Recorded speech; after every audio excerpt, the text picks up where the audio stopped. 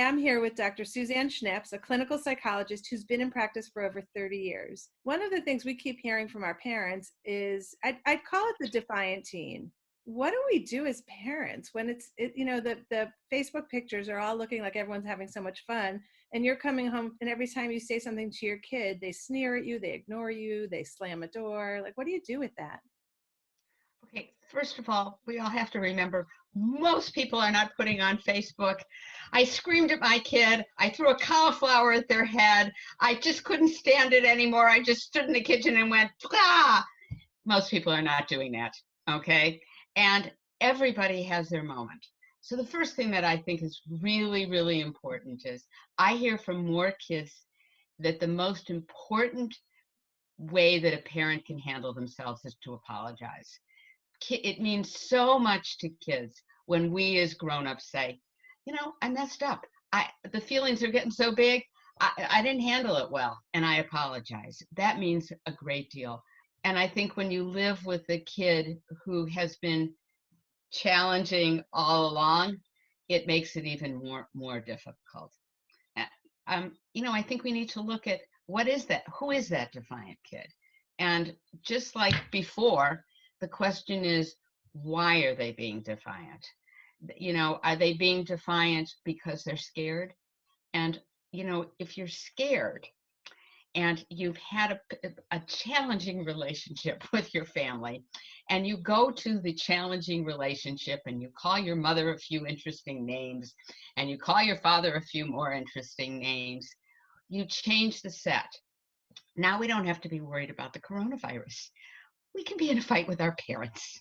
And actually, that's familiar. And we really know they love us. And in the end, all will be okay. If we haven't gotten to the core of the problem beforehand, and it's so exacerbated right now, is there a place now to be able to try and kind of peel back the layers and see what's causing it? Some kids might be interested in that experience, and it's a chance to try to do it, but to think under extreme stress that the defiant kids are going to let us know what this is all about is probably unlikely. You can reach for it, but kids totally hate when we reach for it too many times. We have to keep in mind with the defiant teen, the most important thing is that we try to emphasize the need for safety. The rest of it, it's small stuff. We got to give it up. So as a parent, it's like, the your room isn't clean. It's fine. It'll get clean another day. See, I think that's the easy one. I think the harder one is that often that child can come into a family situation and disrupt the whole family. So if we're trying to do something fun for a moment and that keeps getting stolen, like it's not the messy room, fine, close the door, but how about the bigger things? Okay, they don't want to have fun. They don't want to participate. So the first thing is to ask, do they want to participate or would they prefer not to? And give them a choice. There's no control in any of this. So anything you can give control of. And they don't want to participate. They do not want to play family trivia. They do not want to play Monopoly. They don't want to see the same movie. It's okay. Give them a choice. But then we have to look at the fact that, you're trying to at least have some semblance of enjoyment, and they come down and they start one of their deals about anything. If we go back for a second to our 2-year-old, and they have, like it's been going really well, and then you give them the blue cup and they wanted the red cup. Something would tip them off. Okay. The same is true with the defiant teen. One of the things that seems to be somewhat helpful is to say, we need some space, and the rest of us are going to go for a drive. You're welcome to come, but I'm thinking maybe you need space too. You can stay here, and we're going to go for a family drive, and to try to really give some separation, because we're still allowed to be able to do that. That seems to me that sets alarms for me, that the other message we might be sending is there's us and there's you. So how We do invite them to come. We invite them to come. We're all going to go to Get Out. Would you like to join us? we, We don't, that's an outstanding point, because the defiant teen will frequently say, nobody likes me. Actually, nobody loves me is really more to the point, is what they say. They love my sister, my brother, everybody better. They don't love me. So one of the things that I've suggested to a few parents is that we look to do a few kindnesses. Okay. You know, I call it running the Ritz-Carlton. um, you know, um, say tomorrow is breakfast in bed. What's the difference? You know, a little orange juice, whatever you happen to have in the house. um, a little piece of candy that you put on their pillow with a little note that you love them. um, and does it work? It helps for the second, because they're hurting so much that the hurt just doesn't go away. But for the second, they get to see that they're cared about. We always invite them. It's their choice whether they come. It's their choice. okay, they choose to come and Hmm. and take it down. Like the whole experience is taken down. Now what? And we say, well, that was really disappointing. I mean, we give it all our great words, as if it, and we're thinking one thing. We're thinking, I can't believe I decided to invite them and they've ruined it and I needed to get out. But we say, this is so disappointing. I guess we're going to turn around. I guess this just didn't work. We get out of the car.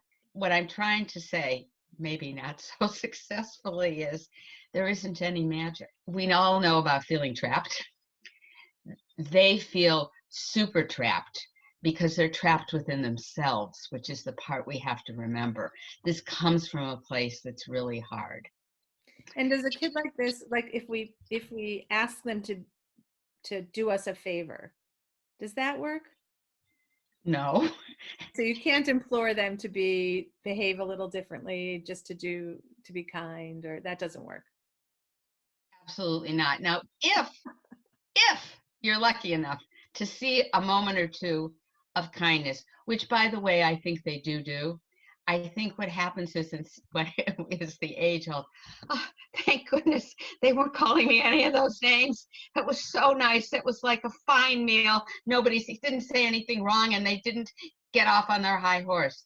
We forget to say, I really enjoyed that meal with you. That was really pleasant. And, it's hard to remember that, but any time that we can, that old thing that we've all learned, man, stroke the positive really helps so much. It doesn't mean that 5 seconds later, they're not going to be really upset and defiant. Okay, but I mean, there is this underlying sense of continually showing love that I appreciate hearing. Yes, and they really, really, really need to hear that, because they're really hurting. They're all good kids. They're just really hurting, and they haven't worked out before what some of the issues are, and most of them will not right now want to work them out. The defiance is a way to externalize what they're feeling internally. And so that's their pattern and the general way that they've always probably handled themselves. So I want to go back to something you said, just because I've always laughed at this. I have 5 kids, and Mhm. and I feel like I use so much restraint in the thoughts that race through my head. I say 10% of what I want to say, and Oh, my maybe less, maybe less. maybe less, and my kids will go, "Oh my God, you always say that." So when you said, like, you don't you made reference to it earlier. It made me think about the fact that there's so much restraint going on, and yet it's still too much for our kids. What they would say is exactly the same thing to us, including the defiant teen. You just don't know how many times I wanted to say some horrible, horrible, horrible thing, and I didn't say it. And it's the same is true for me. And to some degree, that's true. Yeah, That, but you don't get credit for what you didn't say. no, you don't. And if you were to say, let me tell you what I wanted to say, but I didn't say it, that'll go really poorly. Can we end with one, like the big message you want to give to parents who are living with that type of child in their house right now and really struggling right now?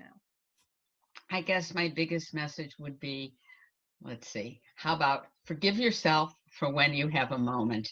Work really hard to find the moments to be positive with them. Try very hard to let them know that you love them. And don't do the I love you, but I don't like your behavior, because we're past that now. But to let them know how much you do love them and how much it's really, really, really a hard time. And it's so uncertain. And that uncertainty makes everybody anxious.